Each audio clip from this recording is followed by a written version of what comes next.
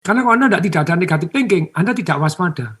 Tapi Betul, negatif betul. thinking bukan untuk menghentikan kita, tapi untuk melakukan satu antisipasi. Antisipasi. Jadi, Kewaspadaan meningkat ya Pak. ya,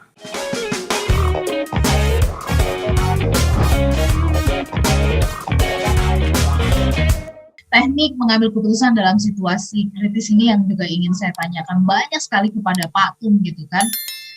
Tadi Pak Tung sudah memberikan sedikit kriteria gambaran tentang yang disebut dengan kritis itu kayak apa sih begitu ya. Ada disebut di situ death or life gitu ya, mana hidup nih begitu ya. Bukan cuma sekedar soal fisik tapi juga bisnis ini bangkrut terus atau seperti apa dan waktu yang ada terdesak begitu. Nah, tapi tadi menarik kalau Pak Tung mengatakan bahwa kalau ini terdesak terus, nah ini pertanyaannya adalah kita jangan-jangan nggak pernah antisipasi. Oke, kita coba abaikan kalau nggak pernah antisipasi, oke lah ya, ini situasinya udah terdesak, udah kritis, begitu ya Pak Tung. Ya, nah mungkin kriterianya bisa ditambah nggak sih? Udah hidup dan mati, terdesak waktu gitu ya, harus saat itu juga diambil keputusannya, nggak bisa nunggu gitu. ya, Apakah ada kriteria yang lain gitu ya? Silakan, ada. sendirian kah atau bagaimana begitu? Mungkin bukan masalah sendiri, tapi 3 Ya, kategori ya. Maksudnya 3 ya, kategori tadi, kalau Anda bisa membayangkan terlebih dahulu antisipasi itu jadi kritis, jadi lebih enak. Bagaimana mengambil keputusan saat kritis? Oh tenang, saya sudah berlatih. Nih ya, satu yang dulu kita sudah antisipasi. Yang kedua, kita sudah tidak antisipasi, dan masih punya waktu. Oh enggak, masih 2 hari lagi kok. Oh masih 1 hari lagi kok. Deadline-nya, oh 1 bulan kok, masih lumayan. Yang ketiga, seketika. Ulangi ya, jadi situasi kritis ini, satu yang kita sudah berhasil kita pikirkan dan kita antisipasi. oke. Itu akan jauh lebih mudah, seperti yang saya cerita. Ketika pasukan komandonya di Amerika yang SEAL-nya gitu ya, Sea, Air, and Land gitu, itu Kopassusnya gitu ya, Kopassusnya. Itu mereka berlatih bahwa mereka tuh naik helikopteran, cemplungin ke air. Loh, mereka tuh sudah tahan napas tuh 5 menit, 7 menit. Average-nya tuh 5 menit, mereka bisa. Jadi tahan napas tuh 5 menit, karena berlatih luar biasa 5 menit. Tapi begitu panik, keceblong, disuruh melepaskan begini, suruh keluar dari helikopter. Ya 1 menit aja sudah blek. Airnya dingin, 45 detik, 30 detik. Jadi, tapi ternyata mereka ketika dilatih, kalau helikopter jatuh gimana? Helikopter jatuh bagaimana? Jatuh di laut seperti apa? Jatuh begini. Jadi ternyata mereka itu bukan berpikiran buruk, tapi menyiapkan diri apabila sesuatu hal terjadi, ya kita harus jadi sudah siap. Itu yang sangat-sangat penting di dalam kehidupan kita. Jadi bisnis, oh kalau misalnya begini apa, kalau misalnya begini apa, bukan kita negatif thinking. Lah kan banyak orang kan bilang, Pak Tung sekarang ngajarin negatif thinking. Loh iya, di dalam buku saya Life Revolution itu saya ceritakan negatif thinking itu salah satu ilmu yang penting. Jadi topi hitam, jadi if something happen. Nah, karena kalau Anda tidak ada negatif thinking, Anda tidak waspada. Tapi Betul, negatif betul. thinking bukan untuk menghentikan kita, tapi untuk melakukan satu antisipasi. Antisipasi. Jadi Kewaspadaan meningkat ya Pak Tung. ya, jadi contoh ketika Bitcoin hari ini naik lagi, wah meledak, orang berkibarlah bendera, waduh rasanya jaya-jayanya gitu, hebat-hebatnya sedunia paling kaya. Tapi Anda tidak antisipasi bahwa bisa turun 80% dalam waktu short. Nah, kalau Anda pakai leverage, apalagi yang forex, leverage 1:3.000, maksudnya apa sih? Anda punya duit $1.000 bisa main $3 juta, itu matinya cepat. Nah, tenang Pak, itu cuma sepersekian dari harta kekayaan saya. Kalau naik sedikit saya untung banyak, rugi sedikit saya akan stop loss, boleh. Nah, itu namanya antisipasi. Nah, antisipasi ini alangkah baiknya Anda bisa berpikir, oh saham di saham mungkin satu loh, mungkin saya juga sakit loh. Tapi kalau sudah berpikir seperti itu, maka kita apa yang kita lakukan? Ya kita antisipasi. Oh, sewaktu waktu bisa diambil oleh Tuhan, ya makanya kita banyak berbuat baik, kan begitu ya. Terus kemudian, oh sewaktu waktu bisa sakit, oh ya berarti harus ada asuransi kesehatan dong. Oh, suatu waktu bisa gini kalau kita tidak olahraga. Nah, banyak orang tuh pokoknya makan enak, tidak perhatian terhadap berat badannya dia tidak antisipasi. Beratnya tambah gede, tambah gede, tambah gede. Tapi sungguh aneh gitu loh ya. Ketika beratnya 120, saya punya teman, tidak nyaman. Terus kemudian akhirnya dia balik di 90-an. Oke. Tapi kok berhenti di 90-an? Karena dia sudah merasa nyaman. Oh, saya sudah turun 20 kilo loh, kan sudah jos. Nah, pertanyaan 90 kilo itu kalau kena COVID kemungkinan selamatnya lebih tinggi? Enggak.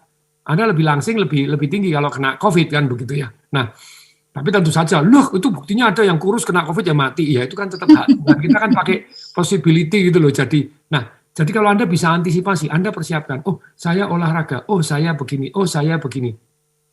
Jadi untuk kesehatan, untuk bisnis juga sama. tidak punya cadangan cash flow. Oke. Banyak orang ya tidak antisipasi satu. Kemudian kalau bisa antisipasi akan jauh lebih baik. Oh, berarti masa pensiun itu saya tidak mungkin selama-lamanya bekerja. Alangkah baiknya saya mulai memikirkan gimana uang bekerja untuk saya.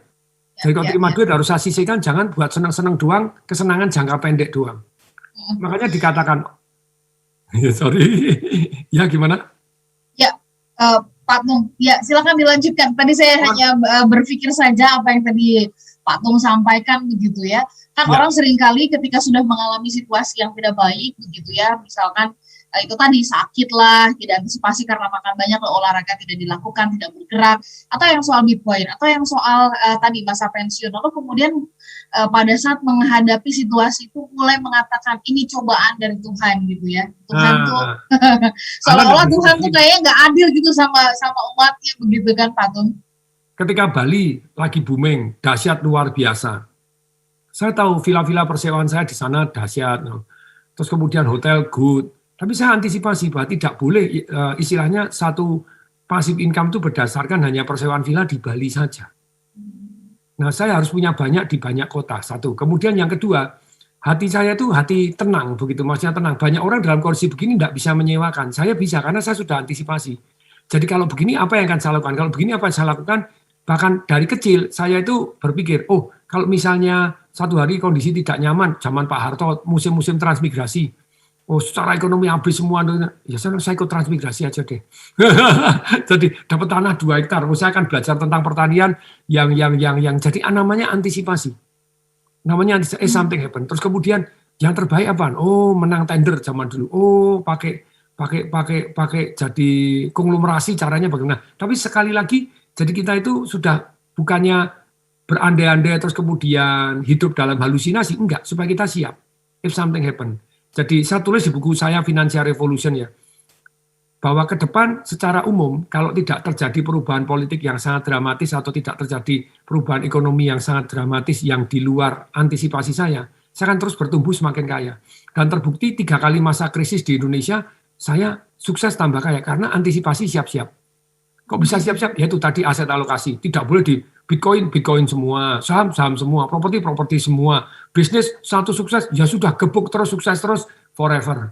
Makanya banyak teman saya yang partner saya bisnis kan seringkali, Pak Tung ini rada konservatif ya. Sebetulnya saya bukan konservatif, kalau bagus saya gas, tapi gas dalam porsi risiko yang mau saya tanggung. Tapi dalam arti saya tetap alokasi ke yang lain, tetap punya cadangan.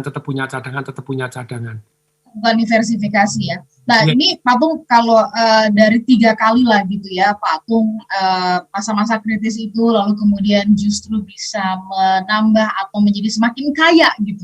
Kami kan sebagai minimal saya nih host yang menemani Pak Tung, saya juga pengen kecipratan nih gitu kan ya, pengen belajar gitu ya. Apa sih yang Pak Tung lakukan di dalam situasi-situasi kritis itu? Oke, tadi saya menangkap bahwa Pak Tung sudah melakukan antisipasi. Tetapi ketika di dalam situasi kritis itu dan harus mengambil keputusan yang tadi situasi kritis ya kriterianya seperti apa sih dasar Bapak mengambil keputusan atau bagaimana caranya Bapak mengambil keputusan sehingga itu menjadi tepat gitu? Ya, kalau misalnya sekarang kan menginjak kedua, kita sudah terjadi kritis tapi kita belum antisipasi. Antisipasi kan kita tenang-tenang aja. Iya, udah tenang kayak tadi. Tapi bisnis saya di sini naik, fasilitas saya di sini naik, perak saya meledak, emas meledak. Perak turun lagi. Orang takut ini perak turun lagi, emas takut turun gitu. Saya malah happy loh. Kalau turun kan beli lagi, enggak apa-apa. Beli lagi, ya. Nah, itu karena ya kayak saham, banyak saham. Kalau saham sudah turun gimana? Kamu serok lagi atau kamu stop loss kan begitu ya? Tergantung. Kalau Anda trading, Anda harus stop loss. Tapi kalau saya kan investing fundamentalnya bagus, price earning ratio-nya jadi bagus. Laba 5 tahun terakhir masih naik. Bahkan pertumbuhan dalam waktu krisis ini laporan labanya bagus. Price earning ratio di bawah 10, price book value di bawah 1. 5 tahun terakhir tetap omsetnya naik, labanya naik. Lalu saya beli. Jadi beli lagi. Loh, beli lagi nanti kan Pak Tung berarti spekulasi di sana. Enggak, saya aset alokasi, tidak bakalan semua duit saya taruh di sana. Tambahan duit saya alokasi. Tapi sekarang kejadian yang sudah terlanjur tidak sempat antisipasi. Ini terjadi tapi masih punya waktu, yang satu tidak punya waktu ya. Baik.